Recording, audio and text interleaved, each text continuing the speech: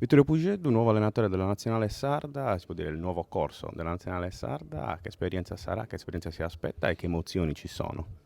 Esperienza sarà questo, lo vedremo in futuro. Noi cercheremo sicuramente di fare il massimo, l'impegno non mancherà, con il mio staff decideremo adesso, parlando anche con Vittorio, quello che sarà il programma delle partite future. Abbiamo sicuramente due partite in previsione a breve tempo, una con la Corsica e una con la vincitrice del torneo amatori, e quindi poi decideremo anche il da farsi dopo. Questo è quello che per il momento all'inizio cercheremo di vedere. Sarebbe bello riuscire a convocare tanti giocatori per vederli tutti, perché abbiamo tanti giocatori anche a livello nazionale che giocano per squadre che non sono qui in Sardegna e che sono sicuramente da convocare, quindi adesso vedremo un attimino.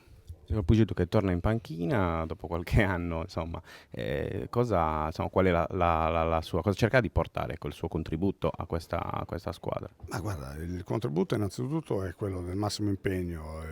Adesso vedremo i giocatori che riusciremo a chiamare, che avremo a disposizione per vedere anche con quale tipo di modulo si può giocare. Io credo, per le mie caratteristiche che avevo in campo, mi piace una squadra molto offensiva, o perlomeno offensiva. Quindi a me piacerebbe giocare con un 4-3-3, però adesso vediamo un attimino quello che sarà